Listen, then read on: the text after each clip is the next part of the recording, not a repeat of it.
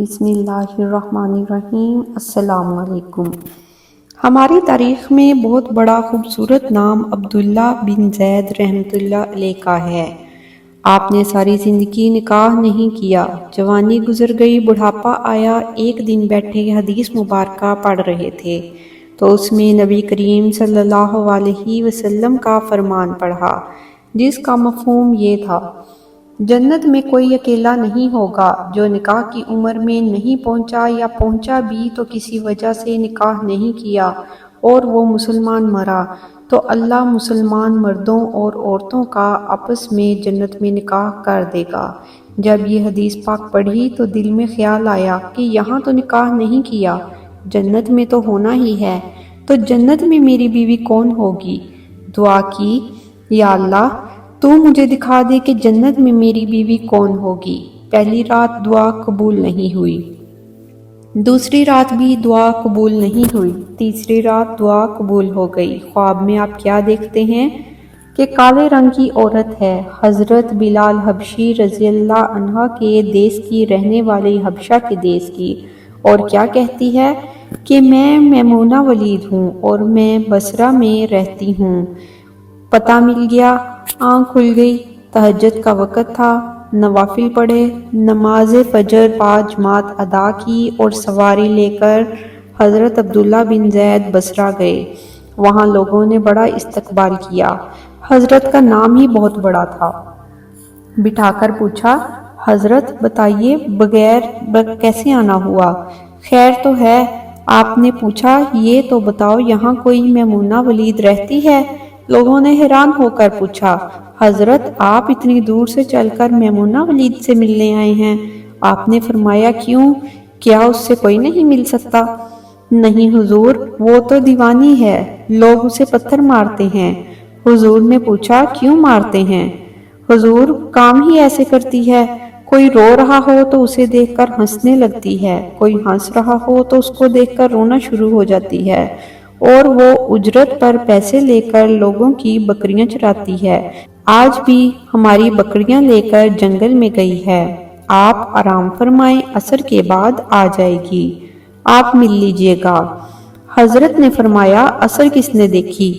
کہا، وہ کس سمت گئی ہے؟ لوگوں نے کہا، حضور جنگل میں نہ جائیں، بہت خوفناک جنگل ہے۔ آپ نے فرمایا، بتاؤ کس طرف گئی ہے؟ لوگوں نے آپ کو بتا دیا۔ آپ فرماتے ہیں، میں جنگل کی طرف نکل گیا، جنگل میں گیا، واقعی جنگل بہت خوفناک تھا، جنگلی جانوروں کی بھرمار تھی، قدم قدم پر کوئی نہ کوئی چیز کھڑی تھی۔ آپ فرماتے ہیں، اس عورت کی شان پر قربان جاؤں کہ وہ اس جنگل میں کس طرح بکریاں چرا رہی ہے، شیروں نے اس کی بکریوں کو ابھی تک کھایا کیوں نہیں؟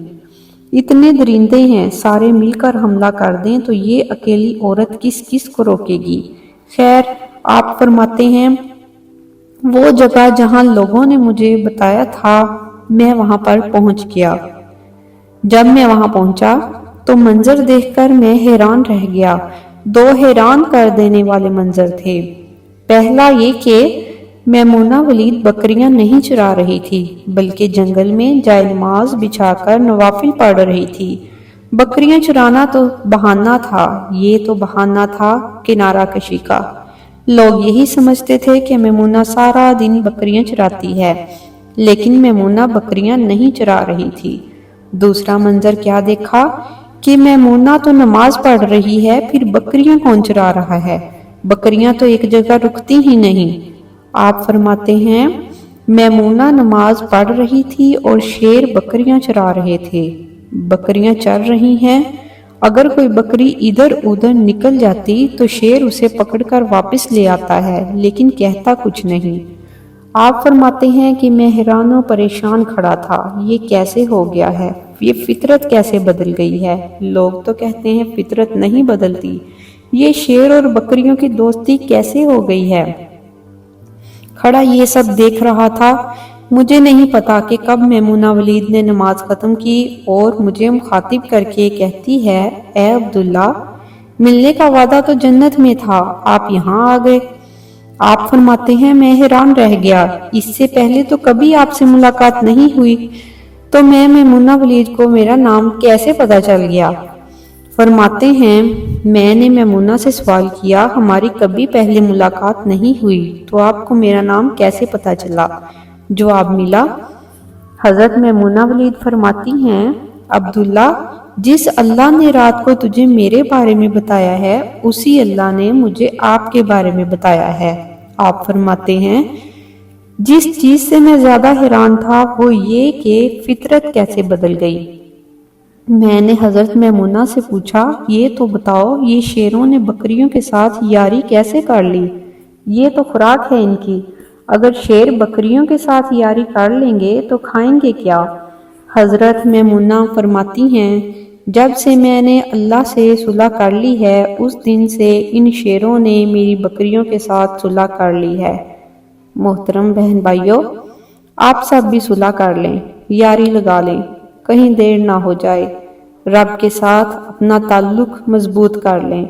کتنا عرصہ گزر گیا، اللہ ہمیں کھلا بھی رہا ہے، پلا بھی رہا ہے، دکھا بھی رہا ہے، سلا بھی رہا ہے، اور ہمارے اعمال دیکھیں، ہمارے کام دیکھیں، ہماری روزمرہ زندگی میں ہمارے اعمال دیکھیں۔ ہم کون کون سے گناہ نہیں کرتے، لیکن اللہ پاک ہمارے گناہ چھپا کر ہمیں رزق دیتا ہے، معاشرے میں عزت و احترام بھی ہے۔ اگر ہمارے اعمال کے مطابق اللہ پاک ہم کو دیتا تو آپ سوچئے ہمارا انجام کیا ہوتا۔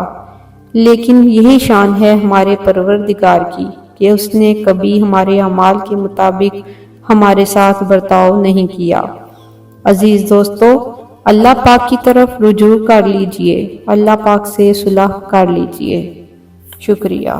ویڈیو پسند آئی ہو تو لائک اور سبسکرائب کرنا مت بھولیں۔